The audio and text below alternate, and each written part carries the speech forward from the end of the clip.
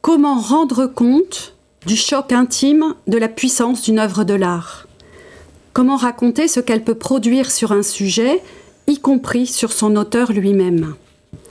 Pour la plupart d'entre nous, cette rencontre se déroule dans un musée, où elle est exposée aux yeux de tous, dans une époque qui se veut décomplexée. Mais il n'en a pas toujours été ainsi. Longtemps, l'accès aux œuvres était réservé à des privilégiés, et les propriétaires, les artistes parfois eux-mêmes, ont joué de leur dissimulation. Il en est ainsi du célèbre tableau de Gustave Courbet, L'origine du monde, dont aujourd'hui nous évoquerons le destin, d'autant que celui-ci a rencontré celui de Jacques Lacan. Nous avons la chance, pour le Divan dans le monde, de recevoir l'historienne de l'art Nadège Lannéry-Dagen. Tandis que, dans l'actualité de la psychanalyse, notre collègue Isabelle Orado nous parlera de l'usage parfois singulier et vivifiant des réseaux sociaux.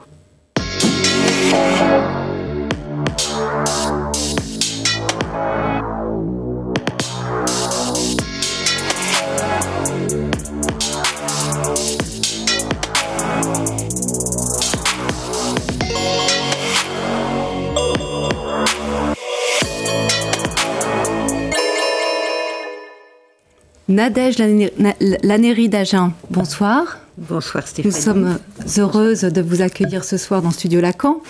Vous êtes historienne d'art et professeure d'histoire de l'art à l'École normale supérieure.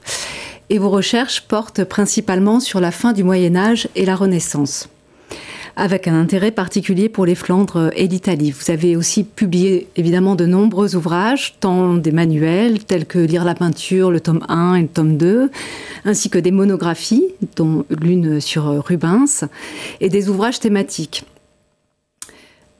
Vous êtes aussi l'auteur d'un roman, L'Étoile brisée, publié en 2021 chez Folio. Pour l'heure, nous nous intéresserons particulièrement donc à votre dernier ouvrage intitulé Caché-montré, une histoire des œuvres invisibles en Occident, et édité dans la très belle collection Art et Artistes chez Gallimard. Pour démarrer notre discussion, donc, je vous interrogerai peut-être sur ce dont vous faites référence sur la cause en fait de l'écriture de cet ouvrage, et je vous cite qu'il faut une cause pour se décider de passer à l'acte d'écrire, et vous en précisez le contexte. Pouvez-vous nous en dire un mot? Oui, je crois que dans cette phrase, c'est passer à l'acte, parce que je crois que quand on se saisit d'un sujet, et je m'en suis saisie pendant fort longtemps, c'est une longue recherche, il faut beaucoup de causes. Il faut une sorte de polysémie de causes, polyphonie. Mais là, la cause de passer à l'acte, entre avoir envie de faire quelque chose, y songer, et passer à l'acte de l'écriture, c'était très clairement pour moi l'attentat de Charlie Hebdo. L'attentat de Charlie Hebdo qui posait la question, même si bien sûr j'ai fait partie de cette énorme masse de Français qui est descendue dans la rue en disant « je suis Charlie », ça posait la question de qu'est-ce qu'une image quand elle est montrée partout, c'est-à-dire sur les kiosques, mais aussi sur les réseaux sociaux, y compris jusque dans des régions où on n'a absolument pas l'habitude de l'image et surtout il n'y a aucune tradition de la caricature. Quel est l'effet terrible, et je crois qu'on peut parler d'effet létal en cette circonstance, que fait l'image. Et alors ce cataclysme qu'a provoqué cette image, alors que je crois bien sûr à la liberté de la création, comment l'aborder? Je ne suis pas une spécialiste du XXe siècle, je ne suis pas une spécialiste de sociologie politique, je ne suis pas une philosophe, je ne suis pas non plus une psychanalyste. En revanche, une chose m'est apparue très, très clairement, c'est que par le passé, on ne montrait pas les images à tout le monde et en toute liberté. Je ne sais pas si c'était mieux, je ne sais pas si c'était moins bien, mais je crois qu'on n'a absolument plus conscience que l'image a une portée qu'on ne mesure pas et qui peut enthousiasmer ou choquer dramatiquement des personnes. Oui. Alors, quand vous dites cela, vous ne faites pas de distinction entre l'image, la puissance de l'image même, et les discours qui sont accrochés à l'image. Alors, dans le cas de la caricature de Mahomet, ce n'était pas le discours qui était accroché, c'était l'image elle-même. Je crois qu'il faut vraiment en revenir à ce que j'appellerais la puissance de ces images. Alors justement, comment vous définissez la puissance de l'image ? Vous parlez de charge mythique. Oui, je parle d'un art figuratif d'abord. Un art figuratif, ce sont des hommes, des femmes qu'on montre dans une certaine situation. Ces hommes, ces femmes, ce sont parfois des figures qui ressemblent à des hommes et qui ressemblent à des femmes, mais qui sont de très hauts, grands personnages sacrés, qui sont des dieux, qui sont dans la civilisation chrétienne, la Vierge ou pas, la Vierge ou le Christ, voilà. Et donc, un des premiers chocs de cette image, c'est la représentation de la figure humaine, c'est-à-dire au fond d'un alias dans lequel on peut se projeter, auquel on peut croire. Le livre l'étude que j'ai tenté de faire est assez ambitieuse puisqu'elle part des premières représentations, notamment humaines, mais aussi animales, dans les grottes préhistoriques, telles que les ont comprises Georges Bataille. Georges Bataille qui a consacré un magnifique livre à Lascaux. Je crois que c'était en 1955, donc 10 ans après, une dizaine d'années après la découverte de la grotte, un tout petit peu plus. Et Georges Bataille dit, mais au fond, l'art naît peut-être là, mais l'art naît même sûrement ici et pas en Grèce, ça c'est une première révolution du livre. Mais il y a une deuxième révolution, c'est en visitant cette grotte, en allant jusqu'à ce qu'on appelle le puits, c'est-à-dire un lieu, une fosse, dans laquelle est représenté le choc mortel d'un animal et d'un homme en érection en l'occurrence, il se dit, mais au fond, qui voyait cela ? Parce que c'est extrêmement difficile d'y pénétrer. Et peut-être que la puissance de ces images, c'était aussi que, cet alias d'un homme, qui représentait la puissance pulsionnelle de la vie et la puissance pulsionnelle de la mort, était là, au fond de la terre, et en même temps n'était pas visible, c'est-à-dire peut-être pouvait devenir mythique. Et je dois dire que la lecture de ce texte m'a sans aucun doute bouleversée. Mmh. Oui, donc vous faites le lien entre le fait qu'on ait besoin de dissimuler et la puissance de... Alors oui, mais c'est un lien qui est, je crois, réciproque.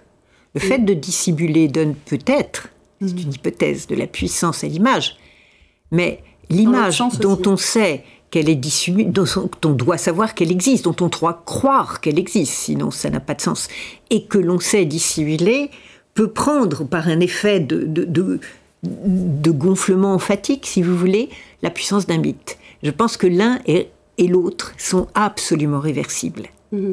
Oui, on désire ce qu'on ne voit pas, au fond, quelque chose comme ça. On désire ce dont on sait qu'il existe et auquel on n'a pas accès. Mmh. Alors, comment par quoi, selon vous, se signale la puissance de l'image ? Est-ce que vous diriez que ça pourrait être de l'ordre d'un certain malaise, d'un certain dérangement en voyant l'image ? Est-ce que c'est la beauté qui nous attrape ? Est-ce qu'il y a un rapport avec une certaine angoisse ? Comment... Alors, la beauté, elle peut créer un choc terrible et faire se sentir mal. Le choc de Stendhal, bien entendu, devant la beauté du paysage romain, pour moi, est extrêmement similaire à ce que j'appellerais le choc du pilier, c'est-à-dire de Claudel à Notre-Dame, derrière un pilier, écoutant la messe et subitement découvrant la foi. Tombant de sa chaise. Tombant de sa chaise, exactement. Ça fait, dans les deux cas, tomber de la chaise. Donc oui, la beauté a un effet. Ce que Pascal Quignard appelle les désarçonnés. Désarçonnés. Oui, désarçonnés, c'est cela. Je crois que ça peut être vraiment un syndrome physique. Mais c'est pas seulement cela. C'est aussi... j'ai dit tout à l'heure ce à quoi on a envie d'accéder. Mais peut-être que le fait qu'on n'ait pas la possibilité d'y accéder et qu'on ait la possibilité d'accéder à cette chose-là que par la figuration est un autre élément de la puissance de l'image. Je veux dire, on ne peut pas accéder à Dieu, on ne peut pas accéder au saint, on ne peut pas accéder à la Vierge. Je pense, j'ai travaillé sur l'Occident, c'était déjà très large, et donc la tradition chrétienne est l'horizon sur lequel j'ai tenté de réfléchir. Et voilà que dans une image, le Christ est là. Je veux dire, les premières icônes, dans un temps qui dans les premiers siècles du christianisme, n'avait pas d'image. Les premières icônes qui viennent du Sinaï, qui viennent venant du Sinaï, sont influencées par les momies égyptiennes avec des yeux droits. Et vous savez, cette petite tache de lumière qu'on voit sur la pupille quand elle est vivante et qui donne, je dirais, un effet de réel, si vous voulez, tout à fait magique. Eh bien, ces icônes, certainement, elles ont beaucoup fait pour l'évangélisation des foules. C'est-à-dire, Dieu était vraiment là. Là, on voit le discours. Là, on voit le discours, mais à quoi il s'accroche ? Oui. Je veux dire, le discours seul eût été sans effet, je pense. L'image sur laquelle ce discours se pose est peut-être, à mon sens, encore premier. Et peut-être aussi l'image en tant qu'elle peut être dissimulée, précisément. Alors, la dissimulation de ces images, elle est la rareté de ces images.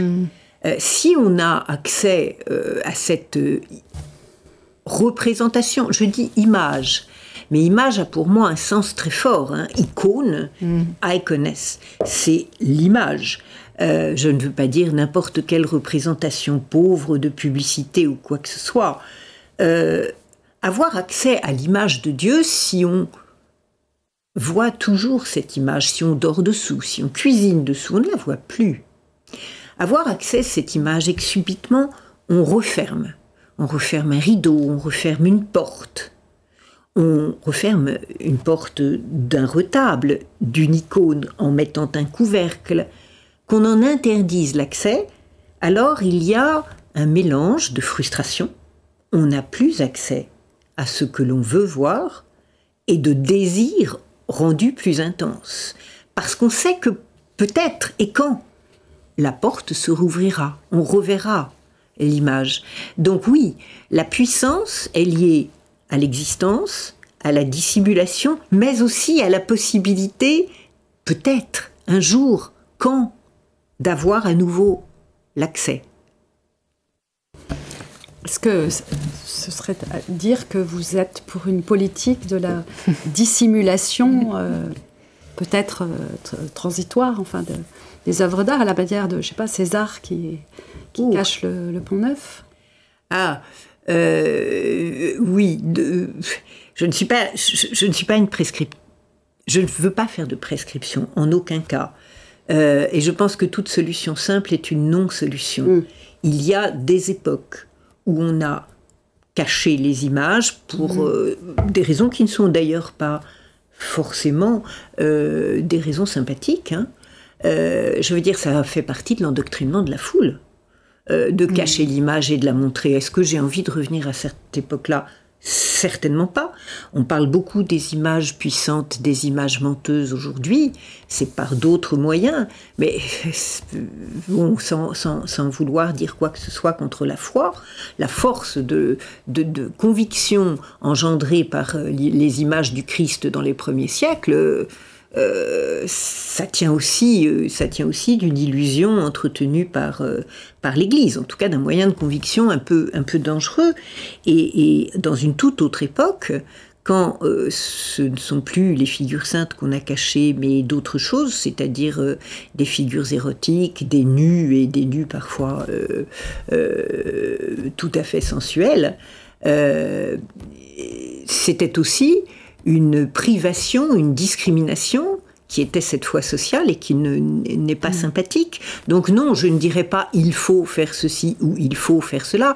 La seule chose qu'il me semble, c'est qu'à trop montrer, on dessaisit l'image de ce que Benjamin appelait, sans arriver vraiment d'ailleurs, je crois, à le définir, mais on comprend son aura, c'est-à-dire sa puissance, son efficace, si vous voulez.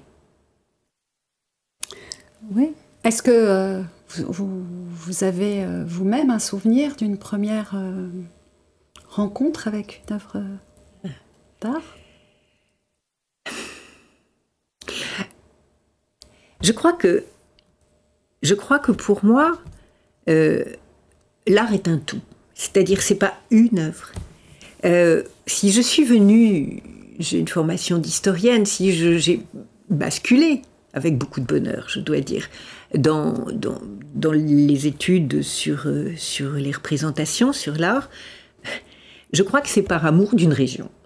J'étais jeune, j'avais 19-20 ans, et je crois être tombée amoureuse de la Toscane, de l'Ombrie, c'est-à-dire de l'art que j'y voyais, et de l'art du Moyen-Âge que j'y voyais, qui me paraissait à la fois très différent de ce que je voyais dans les galeries parisiennes contemporaines, dans l'art contemporain qui m'intéressait déjà un peu, et en même temps, jouons avec, c'est-à-dire ces tableaux dorés, ces couleurs incroyables, ces histoires auxquelles à l'époque je ne comprenais rigoureusement rien. Et c'était un tout, c'était dans des églises qui étaient admirables, dans un paysage qui était admirable, dans des odeurs qui étaient admirables, dans des saveurs même qui étaient admirables. Donc la rencontre avec l'art, je ne suis pas sûre qu'elle passe par la beauté seulement, elle passe par un tout. Bien, peut-être qu'on peut en venir au dernier chapitre de votre ouvrage, consacré au dernier grand tableau caché, l'œuvre de Gustave Courbet, intitulée L'origine du monde. Et voilà, je voulais vous interroger sur comment cette œuvre, qui a marqué donc une rupture dans l'histoire du nu féminin, a perpétué, on peut dire, un rituel de dissimulation depuis son premier acquéreur Khalil en 1866 à son dernier acquéreur qui était tout simplement Jacques Lacan en 1955. Oui. Alors là, on est évidemment très loin des représentations du Christ. Oui. C'est un autre gros plan que Courbet a osé faire, c'est-à-dire un tronc de femme dont on voit un sein, dont on voit les cuisses ouvertes, pas entièrement, elles sont coupées au-dessus du genou ou de tiers de la jambe, et ces jambes sont ouvertes sur un sexe et un système pileux, ce qui est aussi important parce que la pilosité était un interdit, un tabou total. On est en 1866. Alors ce tableau, je pense que pour le comprendre, il n'est pas de rien. Il naît on l'a montré, des gens comme Philippe Comard, comme d'autres l'ont montré dans les années 90, il naît sans aucun doute des petites photographies pornographiques qui circulaient en noir et blanc sous le manteau depuis quasiment les débuts de la photographie, donc en 66 depuis au moins une trentaine d'années. Et tous les artistes, mais grosso modo la plupart des messieurs qui vivaient en ville et pouvaient avoir un tout petit peu de moyens, avaient ce genre d'image.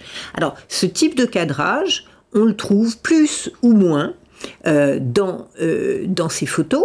Simplement, la grande différence, c'est que Courbet ose une peinture qui n'est pas à taille réelle, mais qui est quasiment à taille réelle, ce que ne sont jamais les toutes petites photos qui circulent et qu'il faut cacher, et puis en couleur et pas en noir et blanc. D'où un effet de réel absolument absolument sidérant. Quand on dit que ça a révolutionné le nu, incontestablement, parce que les nus pouvaient être extrêmement osés, mais on voyait la tête. C'est-à-dire c'était une femme, un personnage. Là, ce qui est montré, on l'a appelé, on n'est pas sûr du tout que Courbet l'ait intitulé ainsi, l'origine du monde, c'est le sexe.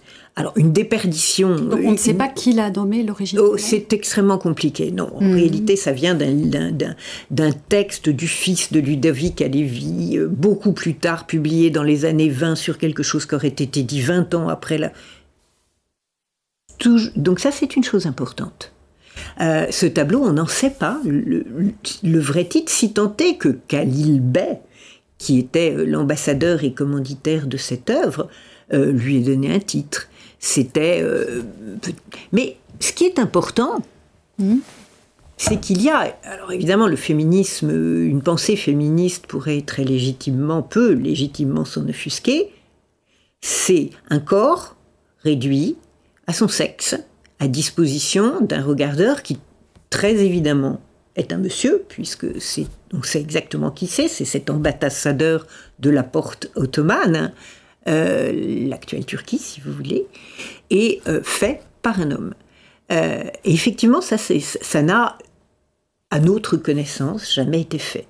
C'est-à-dire qu'il y avait des femmes de dos, des femmes aux jambes ouvertes, mais qu'on songe à Boucher, les odalisques, elles se retournaient, elles avaient un visage, elles avaient, si je puis me permettre, un cul et une personnalité. Là, vous n'avez qu'un sexe. Et ça, c'est une rupture radicale et clairement immontrable.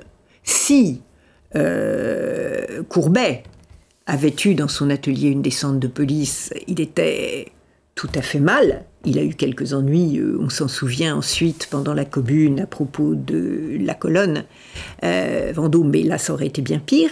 Et si Khalil Bey, qui était d'un pays musulman, si l'on avait su qu'il avait ce tableau, lui, c'était pas de la prison, c'était pas l'interruption d'une carrière à l'évidence diplomatique, c'était l'impossibilité radicale de rentrer dans son pays. Donc il faut prendre la mesure à l'époque de cette transgression tellement forte que nous sommes combien, un siècle et demi après maintenant, et qu'elle reste à nos yeux une transgression. Oui, c'est drôle parce que en vous écoutant, je réalisais que finalement, nommer ce tableau l'origine du monde, c'est faire basculer le sexe féminin du côté de la maternité quand même.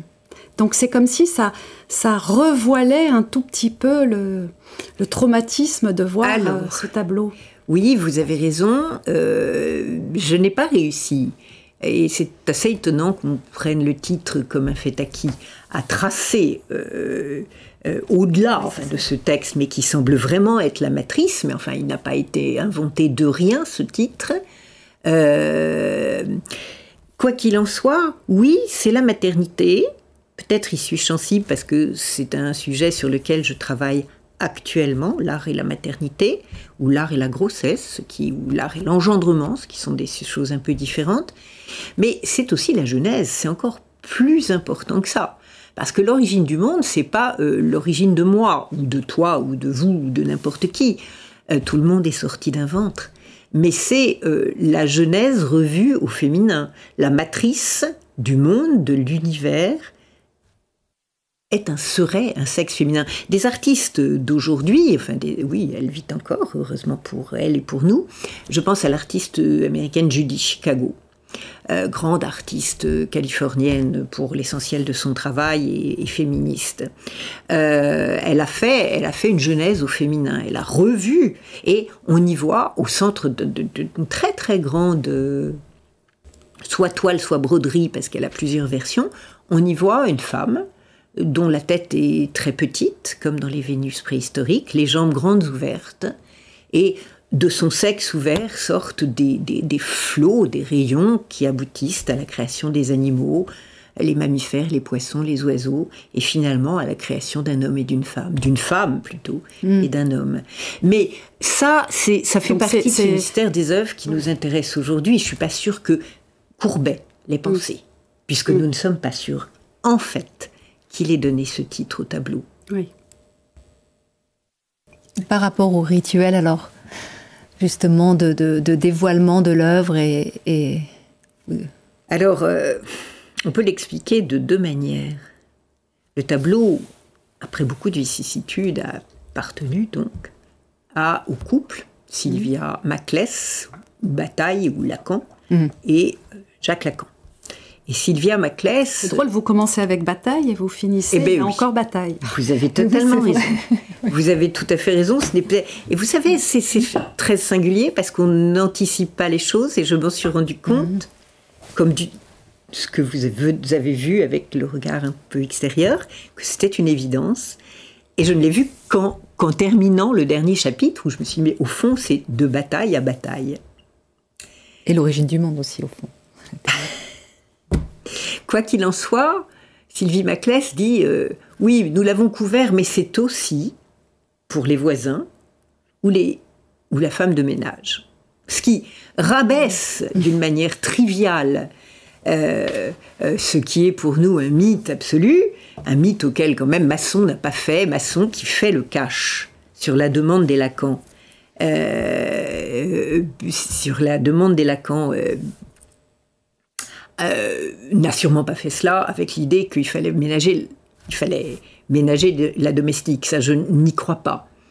Intéressant cette manière de rabaisser, de ne pas dire la vérité. La vérité, c'est que ce tableau, non seulement n'est pas montrable, c'est une évidence, mais probablement perdrait, je reprends la formule benjaminienne, de son aura, de son efficace, de son pouvoir, si on le montrait toujours. Au fond, je vais faire quelque chose de pas très correct religieusement parlant, mais il y a eu des discussions infinies dans l'Église du XIIIe ou XVIe siècle pour savoir combien de fois on devait communier. La communion fréquente tuait l'impression incroyable de prendre en soi le corps de Dieu, d'avaler Dieu, c'est-à-dire d'être soi-même transmuté. Eh bien, voir en permanence ce grand sexe de femme, d'une part, pouvait éventuellement déranger des gens, mais pouvait déranger des gens. Déranger, mettre ailleurs, je crois. Et donc, toute l'histoire du tableau est un système de diverses caches, réinventées par chaque propriétaire, comme s'ils avaient besoin de leur rapport personnel, neuf, totalement intime, à la manière d'accéder à ce sexe, qui était vu, mais qui pouvait être touché. Peut-être. Toucher une œuvre. Et être touché par elle. Et être percuté, être touché par elle, qui regarde, qui touche. Alors, c'est drôle en plus parce que c'est drôle. Ce tableau, en plus, a un destin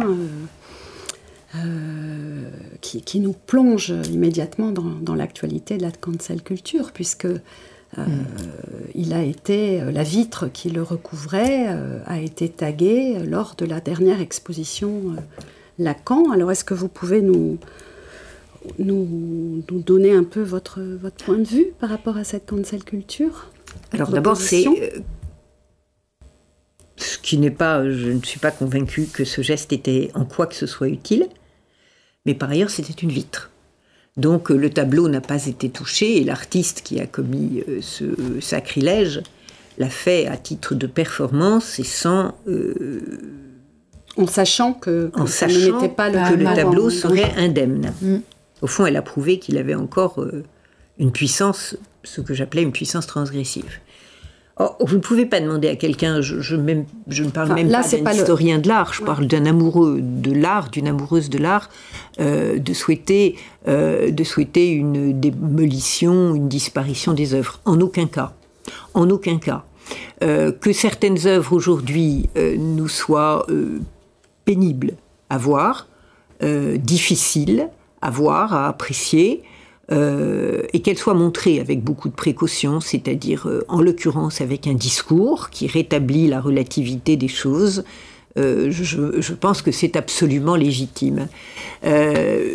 Détruire notre passé, c'est aussi l'oublier, et le retour alors de ce que l'on a oublié, ce n'est pas à deux psychanalystes que je vais le dire, risque d'être terrible. Voilà. Donc je pense que du point de vue de la société, la cancellation est une chose dont on probablement, ceux qui la souhaitent ne mesurent pas l'effet à venir. Bon, eh bien écoutez, peut-être Stéphanie, que nous pouvons rester là-dessus. Finalement, ce qui n'est pas articulé dans le symbolique, ce qui veut être annulé du symbolique revient flotter dans le réel, comme l'a dit Lacan. Merci, merci Jean, vous deux, merci beaucoup de nous avoir accompagnés pour cette conversation. Donc nous allons maintenant recevoir notre collègue Isabelle Aurado, qui va venir pour faire l'actualité de la psychanalyse avec ce titre énigmatique qu'elle va nous expliquer. Des réseaux sociaux, un escabeau pour le par-lettre.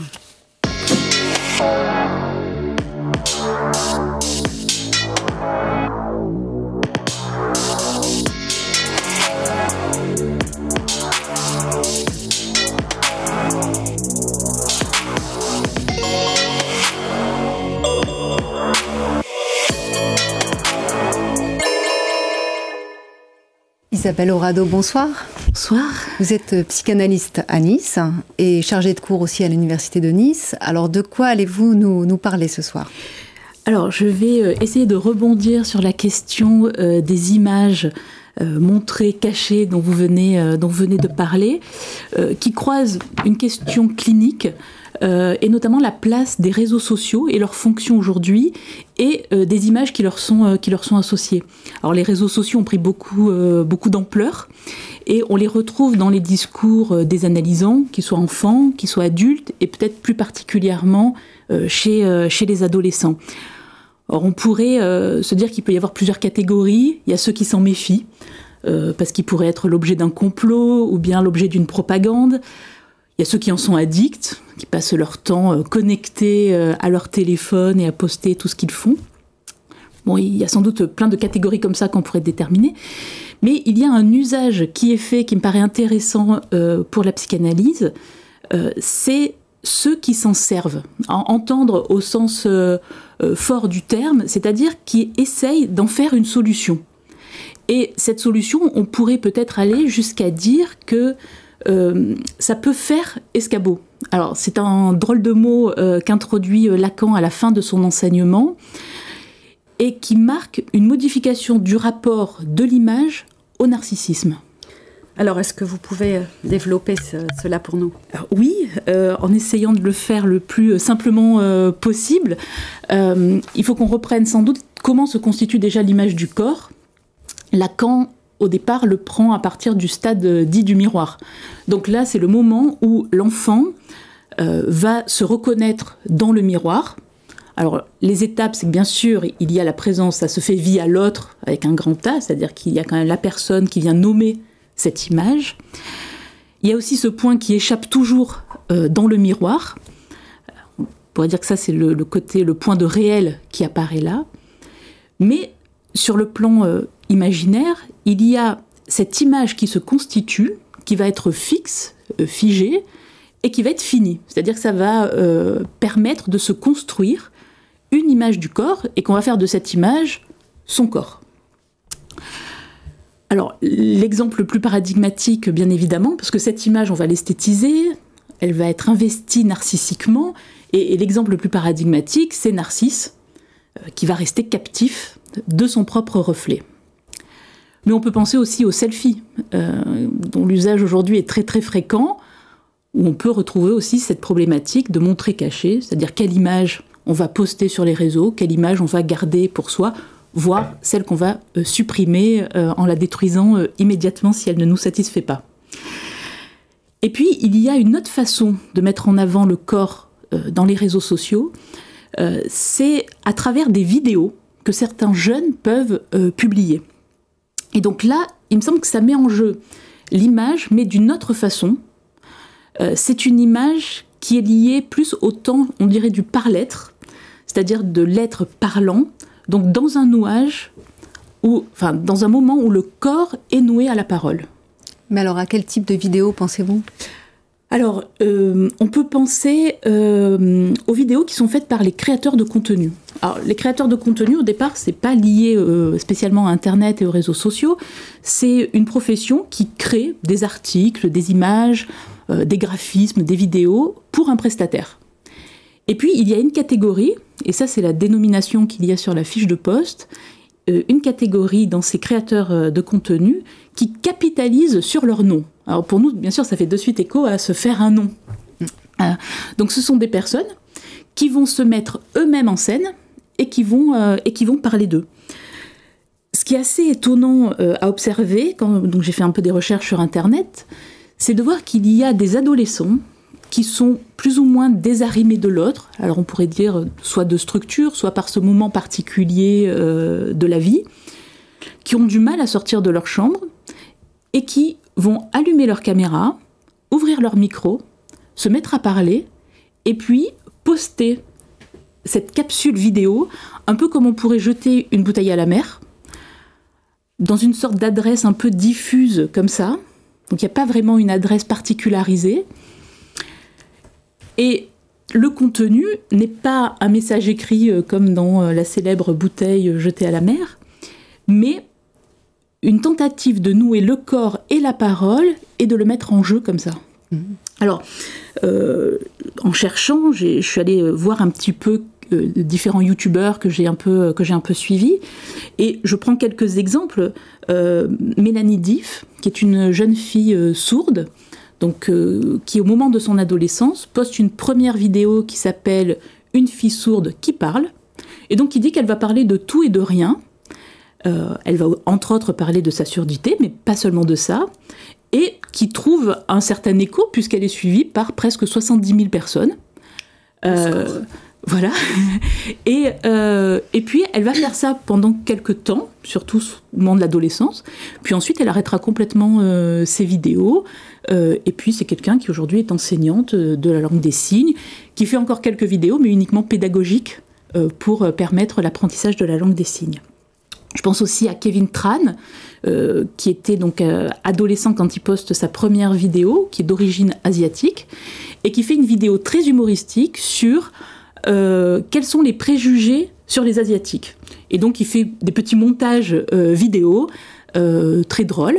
Alors, lui, on pourrait dire, il fait un tabac et puis il va construire un petit empire là-dessus, puisqu'il est suivi par plus de 5 millions d'abonnés. Il va avoir une chaîne qui s'appelle Le Rire Jaune, et donc il développe des vidéos humoristiques, et puis il a un certain don pour le dessin, il fait une école de commerce aussi, ce qui a dû l'aider à potentialiser tout ça, et il dessine très bien, et donc il va faire des mangas, qui vont être des mangas qu'il publie sous forme papier ou sous forme d'animé, qui parlent toujours de sa vie d'ailleurs. Alors, est-ce qu'il n'y a pas des revers tout de même à tout ça? Alors, bien évidemment, là j'ai pris des exemples qui ont réussi, il y a des exemples qui sont moins spectaculaires qui réussissent, et puis il y en a qui, par contre, tournent mal, on pourrait dire. Je pense à une jeune femme qui a posté une première vidéo qui s'intitulait « L'autiste qui non seulement parle, mais en plus a des choses à vous dire », et qui explique après quelques temps qu'elle a dû couper les commentaires, qu'elle ne supportait plus d'avoir des retours sur les vidéos qu'elle postait. Elle parle d'une dépression sévère, et donc elle dit que pour elle ça a été très délétère, et donc elle a complètement quitté les réseaux sociaux à ce moment-là. Donc bien évidemment, il ne faudrait pas idéaliser ces tentatives qui sont faites. Et l'exemple de cette dernière personne rejoint la question du cyberharcèlement, et notamment du dernier rapport ministériel sur les réseaux sociaux qui dénonce les dangers pour les jeunes. Et ce qui est sans doute incontestable sur l'usage actuel. Mais dans les exemples que l'on voit, et puis aussi ce qu'on peut voir dans la clinique, il peut y avoir des tentatives de rebranchement. Je pense aussi à un youtubeur qui s'appelle Noolito, alors qui lui avait, donc jeune adulte, vraiment même des phénomènes de corps, et il commence ses premières vidéos en parlant de ces phénomènes de corps. Il n'arrivait absolument plus à sortir de sa chambre. Il a été suivi par un grand nombre d'abonnés. Et aujourd'hui, donc c'est quelqu'un qui doit avoir une trentaine d'années aujourd'hui, il fait des voyages dans le monde et il filme ses voyages. Donc on est passé de enfermé dans sa chambre à la possibilité de faire des voyages. Et donc ça, c'est vraiment une tentative de rebranchement. Mais alors, quel est l'enjeu ? Alors, il me semble que ce qu'on peut mettre en avant, c'est la mise en mouvement du corps parlant. C'est-à-dire du moment où il commence à faire ses vidéos et à les poster, il y a quelque chose qui se remet en route du côté d'essayer de nouer la parole et au corps. Et d'ailleurs, c'est assez intéressant de suivre les vidéos, je pense surtout à Nolito, où on voit qu'il y a une aisance qui se recrée dans le rapport entre la parole et le corps. Là où il peut y avoir au départ un peu une discordance, il y a quelque chose qui se renoue. Et finalement, on pourrait dire que ce sont des corps parlants qui sont à la recherche de trouver, peut-être de retrouver pour certains et de trouver pour d'autres une consistance, voire une existence. Et pour essayer de comprendre ce phénomène, il faut qu'on fasse appel au dernier enseignement de Lacan et qu'on quitte le stade du miroir pour aller vers le corps qu'il définit comme un corps senti. C'est-à-dire que c'est plus un corps qui se démontre par la logique, par exemple, c'est plus non plus uniquement un corps qui se montre du côté de l'image fixe, c'est un corps, donc là je reprends la formule de Lacan, c'est un corps qui se jouit d'être parlant.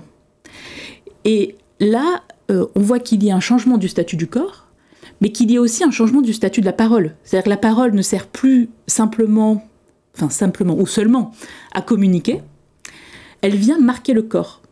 Et elle le marque sur un plan symbolique, mais aussi elle le marque parce qu'elle vient résonner dans ce corps et elle le marque au niveau de la jouissance. Et ça, c'est vraiment une modification qui se joue.